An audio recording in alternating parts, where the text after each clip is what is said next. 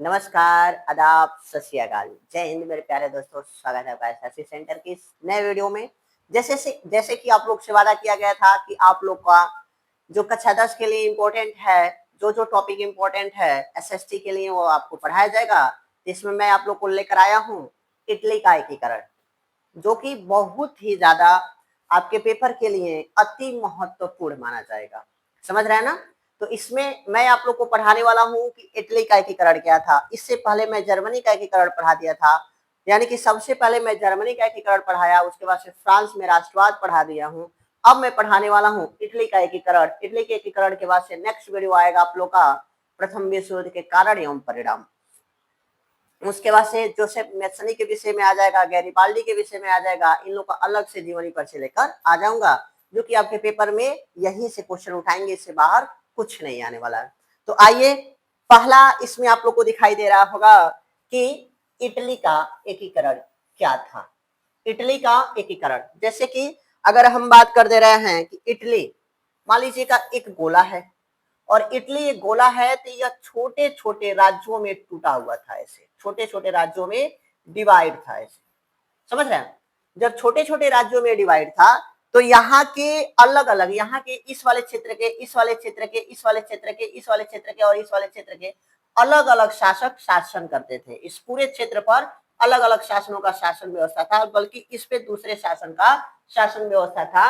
यही कारण है कि जब यहाँ की शासन व्यवस्था को, यहाँ के देखिएगा, यह राजनीतिक से उथल पुथल थे, लेकिन धार्मिक और सांस्कृतिक जो भाषा के बोलचाल व्यवहार था, वो सब एक जैसे इन लोगों का मिलता जुलता था।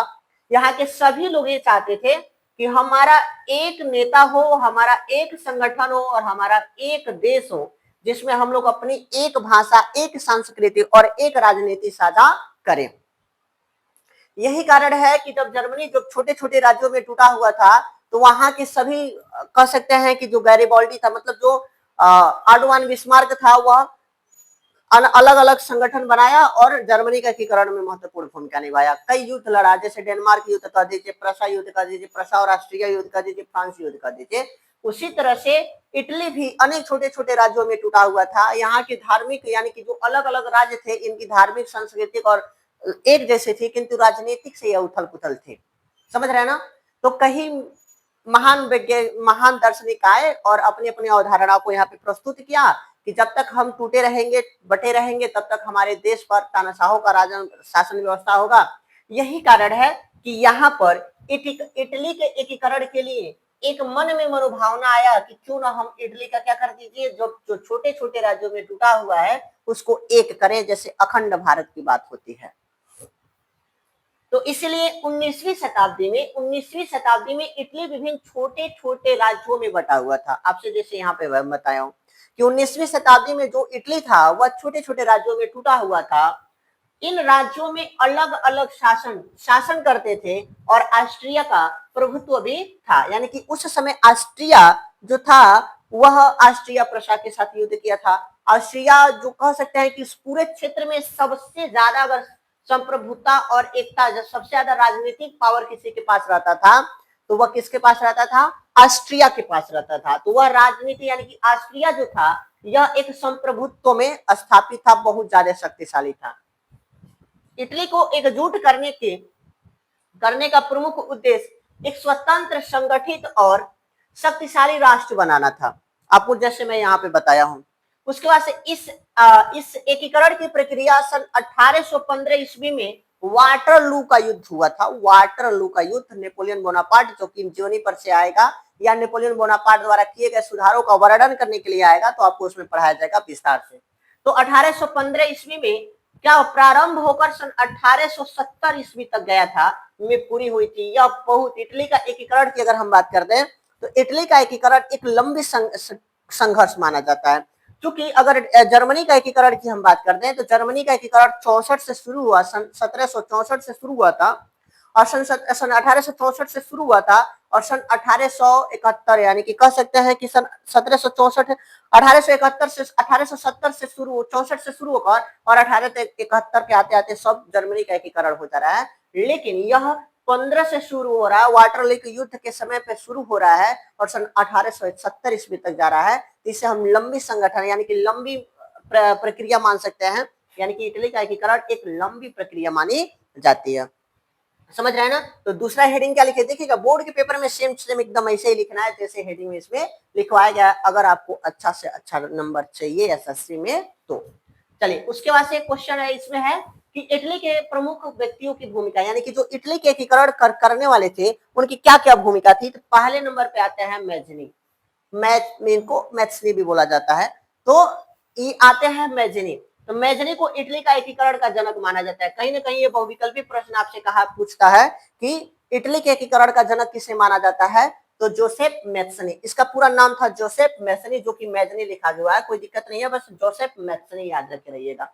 उसके बाद से उसने यंग इटली सोसाइटी का स्थापना किया था। तो बहुविकल्पी में भी क्वेश्चन आपका आएगा कि यंग इटली सोसाइटी का संस्थापक किसे माना जाता है।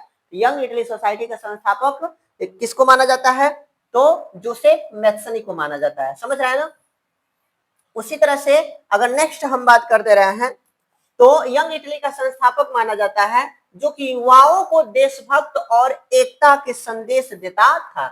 उसका लक्ष्य था एक लोकतांत्रिक गणराज्य की स्थापना करना। तो इसका मतलब ये हो जा रहा है कि जोसेफ मैथ्सनी था, यह एक महान दार्शनिकों के साथ साथ अगर हम इसको कहें तो एक अच्छा लीडर भी था, जो कि युवाओं को क्या करता था, परस्पर अपने संपर्क में लाता था और उन्हें समझाता था कि देशभक्ति क्या है, देश को स्वतंत्रता कराना क्यों जरूरी है, लोकतंत्र क्या होता है, मतलब लोकतंत्र की फायदा क्या है, यह लोगों को मोटिवेट करना चाहता था, मोटिवेट करता रहता था, जिसके कारण इसने यही यंग इटली सोसाइटी का संस्थापना किया। तो पहला क्वेश्चन बनेगा कि इटली के एकीकरण का जनक किसे माना जाता है। तो इटली के एकीकरण का जनक जोसेफ मैथ्सनी को माना जाता है। यंग इटली सोसाइटी का संस्थापक किसे माना जाता है, तो जोसेफ मैथ्सनी को माना जाता है। माय डियर स्टूडेंट, अगर इसमें आगे की हम बात कर दें, नेक्स्ट हेडिंग की अगर हम बात कर दें, तो दूसरा हेडिंग आप लोग को दिखाई दे रहा होगा। दूसरा हेडिंग, तीसरा हेडिंग कि इटली के एकीकरण में प्रमुख व्यक्तियों की, इसमें तो मैथ्सनी का तो बता दिए, इसमें कोई दिक्कत नहीं है। यहाँ पर आइए काबुर का।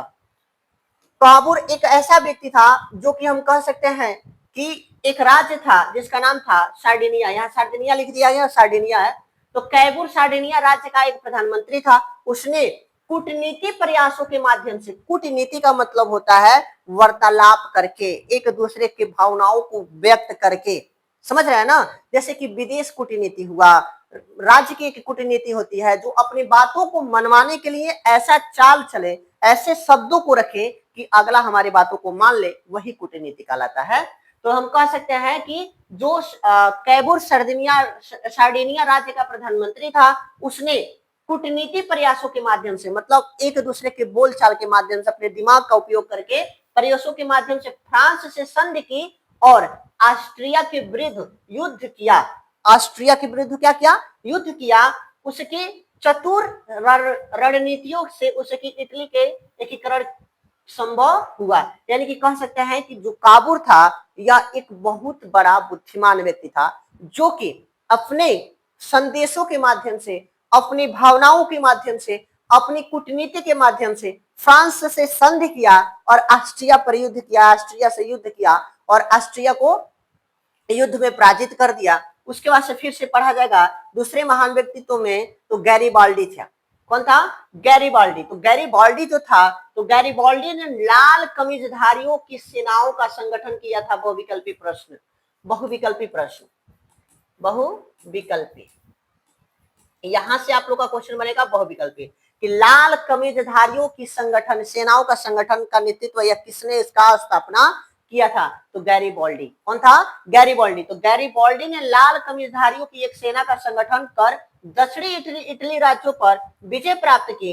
उसने नेप्सल और सिसिली के जीत कर सार्डिनिया देखेगा, सार्डिनिया के राजा विक्टर इमैनुअल को सौंप दिया। अर्थात हम कह सकते हैं कि जो नेप्सल था और सिसिली राज्य था, वह लाल कमीजधारियों के माध्यम से, एक लाल कमीजधारी मतलब अगर कह सकते हैं कि जो उसमें उस सैनिक में, जैसे हम लोग यहाँ के सैनिक होते हैं, उन लोग का एक वेशभूषा होता है, उसी तरह से जो गैरीबाल्डी अपना संगठन का निर्माण किया था, उनमें जो सैनिक थे, जो कार्यकर्ता थे, जो क्रांतिकारी थे, वह लाल कमीजधारी थे, यानी कि लाल कमीजों को धारण करने वाले व्यक्ति थे। तो इसलिए गैरिबाल्डी ने लाल कमीजधारी सेना का संगठन किया, इटली के राज्यों पर विजय प्राप्त कर लिया। किसके? इटली के राज्यों पर क्या कर लिया? विजय प्राप्त कर उसने नेप्सल और सिसिली को जीतकर सर्डिनिया राज्य के विक्टर इमैनुअल को सौंप दिया। उसके बाद से आ जाएगा राजा विक्टर इमैनुअल। राजा विक्टर इमैनुअल इसने क्या किया? वह सार्डिनिया का राजा था और बाद में संयुक्त इटली का पहला राजा बना। बाद में संयुक्त इटली का पहला राजा बना। उसने राष्ट्रीय एकता को स्वीकारा और एकीकृत राष्ट्र का नेतृत्व किया। तो इसका मतलब ये हो जाएगा कि अगर स्वतंत्र राष्ट्र यानी कि स्वतंत्र इटली का संस्थापक पूछ दिया जाए तो स्वतंत्र इटली का संस्थापक इमानुएल द्वितीय यानी कि इमानुएल कह सकते हैं कि राजा विक्टर इमैनुअल जो था वह इटली का पहला राजा घोषित किया गया था। उसके बाद से नेक्स्ट अगर इसका निष्कर्ष की अगर हम बात कर दें तो इटली कितना युद्ध लड़ा? तो इटली के एकीकरण की प्रमुख प्रक्रियाएं क्या थी? पहला प्रक्रिया की बात कर दिया जाए सन 1859 ईस्वी का। तो सन 1859 ईस्वी में सार्डिनिया और फ्रांस ने मिलकर ऑस्ट्रिया को हराया। जैसे कि मैं पीछे आप लोग को हेडिंग बताया हूं कि सबसे पहले क्या हुआ था? सार्डिनिया और फ्रांस ने मिलकर, सार्डिनिया जो था जहां का देखिएगा, यहाँ 1 मिनट में आप लोग को दिखा दे रहा हूं। सार्डिनिया, यहाँ देखिए, कैबूर सार्डिनिया राज्य का प्रधानमंत्री था। कैबूर सार्डिनिया राज्य का क्या था? प्रधानमंत्री था। उसने कूटनीति के प्रयासों के आधार से संधि यानी कि फ्रांस से संधि किया। किससे संधि किया था? फ्रांस से संधि किया था। और यह संधि कब हुआ था?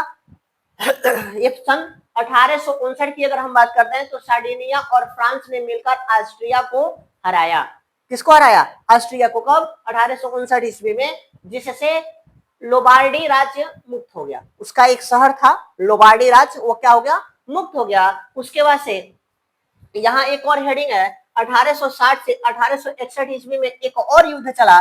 गैरिबाल्डी ने दक्षिणी इटली को जीतकर उत्तर से जोड़ दिया। जो दक्षिणी इटली था, जैसे कि मान लीजिए अगर हम मैप की बात कर दें तो ऊपर नॉर्थ होता है, नीचे साउथ होता है, इधर ईस्ट होता है और इधर वेस्ट होता है। तो क्या किया था गैरिबाल्डी ने? दक्षिणी इटली को जीतकर, इस वाले क्षेत्र को जीतकर यह किसको सौंप दिया? उत्तरी वाले क्षेत्र को सौंप दिया। उसके बाद से 1961 ईस्वी में एक और युद्ध लड़ा गया था। इस युद्ध की क्या परिणाम मिली?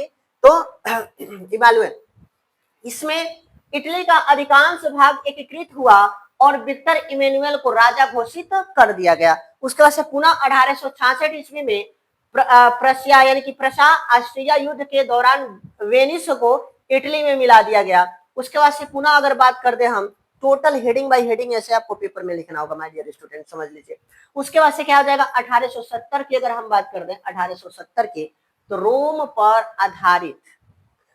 पर अधिकार कर इटली का पूर्ण एकीकरण हो गया। लास्ट वाला यह निष्कर्ष इंपोर्टेंट है, सन 1870 वाला, कि रोम पर अधिकार कर इटली पूर्ण रूप से एकीकृत हुआ, रोम को राजधानी बनाया गया। अर्थात जब रोम पर 1870 ईस्वी में विक्टर इमानुएल जब इटली का शासक बने और उस समय रोम पर जब अपना अधिकार बना लिए, पूर्णतः अपना अधिकार कर लिए, तो उस समय जो रोम था इसी को क्या बना दिया गया? इटली का राजधानी बना दिया गया। समझ रहे हैं ना? रोम एक यह बहुत ज्यादा विकसित वहां क्षेत्र था जहां पादरियों का सबसे समृद्ध क्षेत्र माना जाता था। उसी तरह से अगर हम बात करते हैं कि लास्ट में इसका निष्कर्ष क्या निकाला जा सकता है, माय डियर स्टूडेंट, इसमें लास्ट में इसका निष्कर्ष निकालिएगा कि आखिर में इटली का एकीकरण हुआ तो कैसे हुआ, क्यों हुआ और इसका निष्कर्ष क्या हुआ। तो आइए, इटली का एकीकरण एक लंबे संघर्ष, राष्ट्रवाद और कई महान नेताओं के योगदान का परिणाम था। जैसे कि गैरिबाल्डी की बात कर दीजिए, जैसे मैसनी की बात कर दीजिए, समझ रहे हैं। उसके बाद इमानुएल की बात कर दीजिए। तो ये सब क्या किए थे?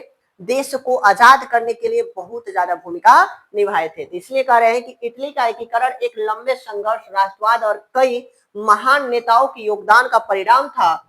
इसने यह सिद्ध किया कि एकता, राष्ट्रीयता की भावना और कुशल नेतृत्व से कोई भी देश संगठित और शक्तिशाली बन सकता है। इसका मतलब यह हुआ कि कहने का मतलब यह है कि जिसके अंदर एकता है, जैसे कि हमारे देश में हिंदू, मुस्लिम, सिख, ईसाई सब एक साथ रहते हैं। यही कारण है कि बहुत कहीं कहीं कहीं हिंसात्मक रूप देखने को मिलता है, नहीं तो कभी देखने को नहीं मिलता है। उसी तरह से राष्ट्रीयता की भावना, राष्ट्रीयता की भावना का मतलब ये हो जाएगा कि मेरा देश सबसे पहले है, बाकी कोई धर्म है। समझ रहे हैं? बाकी कोई धर्म है, यही हमारे लिए क्या हो जाएगी, राष्ट्रीयता हो जाएगी। उसके बाद से कुशल नेतृत्व, जैसे कि अगर आप एक अच्छे लीडर हैं और लीडर देखिएगा, एक लीडर देश को आगे लेके जा सकता है और देश को पीछे लेके जा सकता है। अगर वो आगे लेके जा रहा है तो उसी को हम बोलेंगे कुशल नेतृत्व। यानी कि अगर कोई घर का मुखिया है, अगर वह अच्छा है, समृद्ध है, समृद्ध तो नहीं हम कह सकते, एक अच्छा है, बुद्धिमान है और विपत्तियों में भी अपने आप को सही दिशाओं में सही डिसीजन लेने में काम करता है, तो उसी को हम बोलते हैं कुशल नेतृत्व। बोलेंगे कि अच्छे मार्ग पर लेके जाने वाले व्यक्ति कुशल होते हैं, कुशल नेतृत्व करते हैं। नेतृत्व का मतलब हो जाएगा संचालन करना, तो कुशल अच्छे संचालन करने वाले व्यक्ति कुशल नेतृत्व के माने जाते हैं। तो उससे सिद्ध किया कि एकता, राष्ट्रीय भावना और कुशल नेतृत्व से कोई भी देश संगठित और शक्तिशाली बन सकता है। समझ रहे हैं ना? तो इससे ज्यादा नहीं, इससे कम भी नहीं और इससे ज्यादा नहीं। चलिए, माय डियर स्टूडेंट, अगर वीडियो पसंद आए तो प्लीज वीडियो को लाइक करें, चैनल पे नए हैं तो चैनल को सब्सक्राइब कर दें, बेल आइकन को ऑल पे प्रेस कर दें और अपने दोस्तों के साथ शेयर करना ना भूलें। मिलता है नेक्स्ट वीडियो में, तब तक के लिए जय हिंद, वंदे मातरम।